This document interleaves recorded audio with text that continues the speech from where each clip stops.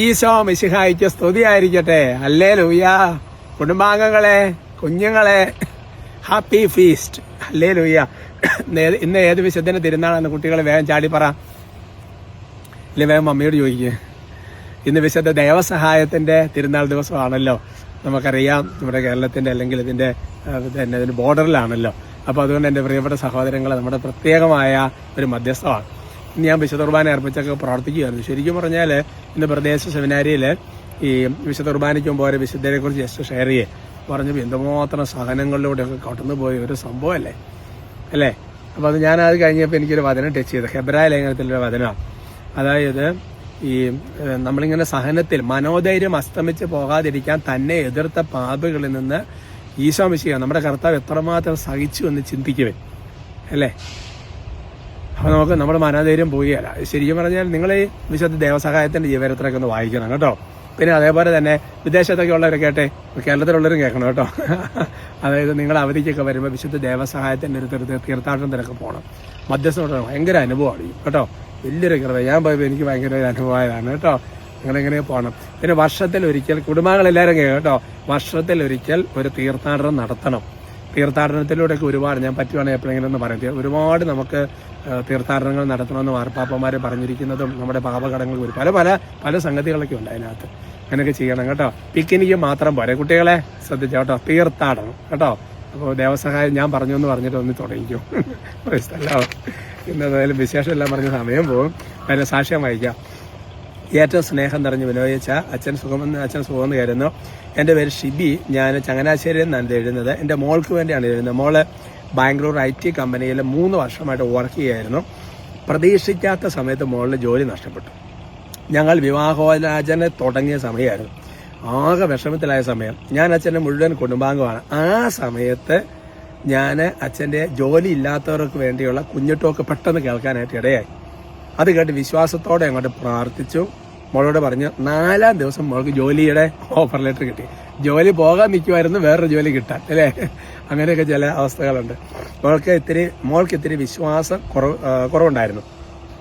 ഞങ്ങൾ അഭിഷേകാഗ്നി കൂടുമ്പോൾ ഒന്നും കൂടത്തില്ലായിരുന്നു. പിന്നീട് അവൾ തനിയെ വന്ന് ഞങ്ങളുടെ കൂടെ കൂടാൻ തുടങ്ങി. വിശ്വാസ ജീവിതത്തിൽ ഒത്തിരി മാറ്റങ്ങളുണ്ടായി. കുമ്പസാരിക്കാൻ മടിയായിരുന്നു. പിന്നീട് 3 ആഴ്ച കൂടുമ്പോൾ കുമ്പസാരിക്കാനും ഡെയിലി വിശുദ്ധ കുർബാനയിൽ പങ്കുകൊള്ളാനും തുടങ്ങി. അച്ഛൻ പറയുന്ന പോലെ നമ്മുടെ അനുദിന ജീവിതത്തിൽ ഇടപെടുന്ന നല്ലവനായ ഈശോയ്ക്ക് ഒത്തിരി നന്ദി. ഞാൻ കഴിയുന്നത് പോലെ ടോക്ക് മറ്റുള്ളവർക്ക് സെൻഡ് ചെയ്യാറുണ്ട്. പിന്നെ അച്ഛൻ മോൾക്ക് നല്ലൊരു മാരേജിന് വേണ്ടി പ്രാർത്ഥിക്കുമെന്ന് പറഞ്ഞിട്ട് കുറച്ച് നാളുകളെ മുമ്പ് അയച്ച സാക്ഷിയാണ് കേട്ടോ. Price the Lord. എനിക്ക് സാക്ഷി വായിക്കുമ്പോൾ സന്തോഷമാണ്. ഒരു പക്ഷേ ആ ജോലി കിട്ടുക എന്നുള്ള ഈവെന്റിന്റെ അതിന് ശേഷമുള്ളതാണ് ശരിക്കും സാക്ഷി. നിങ്ങൾ ഇന്ന് ചോദിക്കുക അല്ലേ. വിശ്വാസം വർദ്ധിച്ചു, കുമ്പസാരിക്കാൻ താല്പര്യമായി, അഭിഷേകാഗ്നി കൂടുന്നു. അതിനൊക്കെല്ലാം ഒരു വിശുദ്ധ കുർബാനയ്ക്ക് വരുന്നു. ഒരു കുഞ്ഞിന്റെ ജീവിത ഭാവി തലമുറ രക്ഷപ്പെട്ടില്ലേ. ഇത്ര വലിയ അനുഗ്രഹം ചിന്തിച്ച് നോക്കിയ എന്ന് വിചാരിച്ചുകൊണ്ട് നമുക്കൊരു അനുഭവം ഉണ്ടായാലേ നമുക്കിത് വരുള്ളൂ എന്ന് വിചാരിക്കരുത് കേട്ടോ. അങ്ങനെ ചില കുബുദ്ധികൾ ചിന്തിക്കാൻ സാധ്യതയുണ്ട്. അങ്ങനെയും ചിന്തിക്കരുത്. അനുഭവം ഉണ്ടായില്ലെങ്കിൽ നമ്മൾ ഇങ്ങനെയൊക്കെ ചെയ്തുകൊണ്ടിരിക്കണം. Praise the lord. ആ അമ്മച്ചീനെ പ്രത്യേകം അപ്രീഷിയേറ്റ് ചെയ്യണം കേട്ടോ. കർത്താവിൽ അനുഗ്രഹിക്കാം.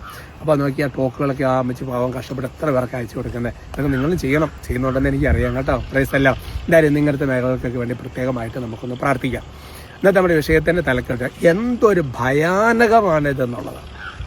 പ്രഭാഷകന്റെ പുസ്തകത്തിൽ 34-ാമത്തെ അധ്യായത്തിൽ 24-ാമത്തെ തിരുവചനം, ബുക്ക് ഓഫ് സിറാഖ് ചാപ്റ്റർ 34:24. ദൈവവചനം ഇങ്ങനെയാണ് വെളിപ്പെടുത്തുന്നത്. ദരിദ്രന്റെ സമ്പത്ത് തട്ടിയെടുത്ത് ബലി അർപ്പിക്കുന്നവൻ പിതാവിന്റെ മുമ്പിൽ വെച്ച് പുത്രനെ കൊല്ലുന്നവനെ പോലെയാണ്. എന്തൊരു വചനമാണിത്. നമ്മൾ ശരിക്കും പറഞ്ഞാൽ നമുക്ക് അർഹതയില്ലാത്ത ദരിദ്രന്റെ, ദൈവം മാത്രം ആശ്രയമായിട്ടുള്ളൂ മറ്റവൻ്റെ സ്വത്ത് തട്ടിയെടുക്കും പല വിധത്തിൽ. ഏതൊക്കെ തരത്തിലായിരിക്കാം. ഒരു പക്ഷേ ഉദാഹരണം, ഒരു ബിസിനസ്സുകാരനാണെങ്കിൽ എന്തെങ്കിലും തരത്തിലുള്ള വിലതിയിൽ അല്ലെങ്കിൽ തൂക്കത്തിൽ തട്ടിപ്പ് നടത്തി പല രീതി. അല്ലാന്നുണ്ടെങ്കിൽ പിന്നെ കൃഷിയിടങ്ങളിലാണെങ്കിൽ അങ്ങനെ, അല്ലെങ്കിൽ അതിർത്തിക്കല്ല്, അല്ലെങ്കിൽ എന്താ പറയണത് ജോലി ചെയ്തവർക്ക് കൂലി കൊടുക്കാതെ, ശമ്പളം കൊടുക്കാതെ, ഇങ്ങനെയൊക്കെ പല മേഖലകളിൽ, അല്ലെങ്കിൽ മറ്റുള്ളവരുടെ സാധനം എടുക്കുക, അങ്ങനെ എന്തെങ്കിലുമൊക്കെ. ഇപ്പോൾ ഈ ദരിദ്രന്റെ സമ്പത്ത് തട്ടിയെടുത്തിട്ട് ബലിയർപ്പിക്കുന്നവൻ എന്ന് പറഞ്ഞാൽ അവളെ അതുകൊണ്ട് ബലിയർപ്പിക്കുന്ന നടത്തുന്നത്. അതിനുശേഷം നമ്മൾ വിശുദ്ധ കുർബാനയ്ക്ക് പോകുമ്പോഴത്തെ ഒരു അവസ്ഥയെക്കുറിച്ച് ചിന്തിച്ചാൽ മതി. പിതാവിന്റെ മുമ്പിൽ വെച്ച പുത്രനെ കൊല്ലുന്നവനെ പോലെയാണ് ആ ബലിയർപ്പണം എന്ന് പറയുന്നത്. കാരണം എന്താ, ഈ ദരിദ്രന്റെ പിതാവെന്ന് പറഞ്ഞാൽ നമ്മുടെ കർത്താവാണ്. ശരിക്കും പറഞ്ഞാൽ നമ്മുടെ ബലിയർപ്പണത്തിന്റെ സമയത്ത് ശരിക്കും പറഞ്ഞാൽ അവനെ ഒന്നുമില്ലാതെ അവിടെ തകർന്ന് തരിപ്പണമായിട്ട് നിൽക്കുകയാണ് അല്ലേ. ചിന്തിച്ച് നോക്കിയേ. എന്നിട്ട് നമ്മൾ ഭയങ്കരമായി ബലിയർപ്പണം. ഈ ബലിയർപ്പണം വേണ്ടെന്നുള്ളതല്ല, അങ്ങനെ ബലിയർപ്പണം വഴിയൊക്കെ ആയിരിക്കും നമ്മൾ ചിലപ്പോൾ അനുതാപം കിട്ടുന്നത്, ചിലപ്പോൾ സംസാരത്തിലേക്ക് വരുന്നത് വേണ്ടെന്നല്ല. പക്ഷേ അതിൻ്റെ ഒരു കമ്പാരിസൺ നിങ്ങൾ ചിന്തിച്ച് നോക്കിക്കുക അല്ലേ. രണ്ടും കർത്താവിൻ്റെ മക്കൾ, ഒരാളെ തകർക്കുന്നു, എന്നിട്ട് നമ്മൾ ബലിയർപ്പിക്കുമ്പോൾ പിതാവിൻ്റെ മുമ്പിൽ വെച്ച്, പിതാവ് കർത്താവ് പുത്രനെ കൊല്ലുന്നവരെ പോലെ ഒരർത്ഥത്തിൽ നമ്മൾ വ്യാഖ്യാനിച്ചു കഴിഞ്ഞാൽ ശരിയല്ല എൻ്റെ സഹോദരങ്ങളെ. അതുകൊണ്ട് അനർഹമായ ഒരു സംഗതി നമ്മുടെ ജീവിതത്തിലേക്ക് വരാം. ചില മനുഷ്യരൊക്കെ സങ്കടം കേട്ടിട്ട് എനിക്ക് തന്നെ സങ്കടം തോന്നിയിട്ടുണ്ട്. അതായത് എല്ലാം പിന്നെ ലോൺ എടുത്തു, അതെടുത്ത് എല്ലാം കൊടുത്ത് വേറുള്ളവർക്ക് വേണ്ടിയിട്ട് പൈസ കൊടുത്തു, എന്നിട്ടോ അതെല്ലാം മേടിച്ച് അവർ പുറത്ത്, പിന്നെ കോണ്ടാക്റ്റ് ഇല്ല, വിളിച്ച കിട്ടിക്കില്ല, ഇവരിവിടെ തകർന്ന് കിടക്കുക. ചിന്തിച്ച് നോക്കിയേ.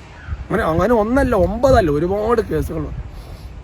അതുകൊണ്ട് എൻ്റെ സഹോദരങ്ങളെ, നമ്മുടേതല്ലാത്ത ഒരു സംഗതി, നമുക്ക് സ്ഥാനമാകട്ടെ, ചിലപ്പോൾ ഉണ്ട് സ്ഥാനങ്ങളൊക്കെ മറ്റുള്ളവർക്ക് ലഭിക്കുന്ന സ്ഥാനങ്ങൾ അവനും മറിച്ചിട്ട് തള്ളി കയറുക അല്ലേ.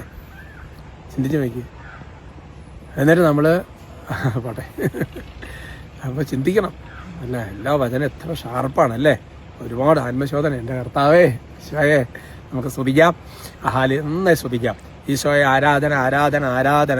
കർത്താവെ ഞങ്ങൾ അങ്ങനെ സ്തുതിക്കുന്നു, ആരാധിക്കുന്നു, നന്ദി പറയുന്നു.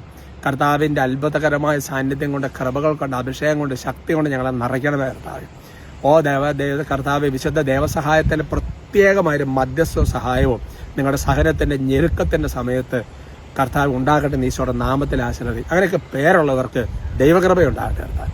അതുപോലെ തന്നെ കർത്താവ് ഈ വചനം വെച്ചിട്ട് ആത്മശോധന ചെയ്ത് തിരുത്താൻ അനുദപിക്കാൻ തീരുമാനം എടുക്കാൻ പ്രത്യേക കൃപയുണ്ടാകട്ടെ. ഒപ്പം തന്നെ കർത്താവ് പ്രത്യേകം ബ്ലെസ് ചെയ്യുക. ഇതുപോലെ തന്നെ കർത്താവ് ദൈവമേ ഓരോ കുട്ടികൾ പലരൊക്കെ ഇങ്ങനെ ശുശ്രൂഷകൾക്ക് വരാതിരിക്കുന്നവർ, അവർക്ക് കർത്താവ് ഒരു അനുഭവം കൊടുക്കാൻ വേണ്ടി ആശ്രയിക്കുക. ജോലി മേഖല ഇതുപോലെ തടസ്സപ്പെട്ട് കിടക്കുന്ന ജീവിതങ്ങൾ കർത്താവ് യേശുവിൻ്റെ നാമത്തിൽ, ഈശോയുടെ നാമത്തെ ശക്തി വിടുതൽ പ്രാപിക്കും, കെട്ടഴിയട്ടെ, അത്ഭുതം ഉണ്ടാകട്ടെ, വിശ്വാസത്തിലേക്ക് വരട്ടെ, പ്രാർത്ഥനയിലേക്ക് വരട്ടെ, കുർബാനയിലേക്ക് വരട്ടെ, സഭയിലേക്ക് വരട്ടെ. നമ്മുടെ കർത്താവ് വിശ്വസിക്കാറുള്ളത് പിതാവായ ദൈവത്തിൻ്റെ സ്നേഹവും പരിശുദ്ധാത്മാവിൻ്റെ സഹവാസവും നിങ്ങൾ എല്ലാവരോടും കൂടിയുണ്ട്, ഇപ്പോഴും എപ്പോഴും എന്നേക്കും. ആമേൻ.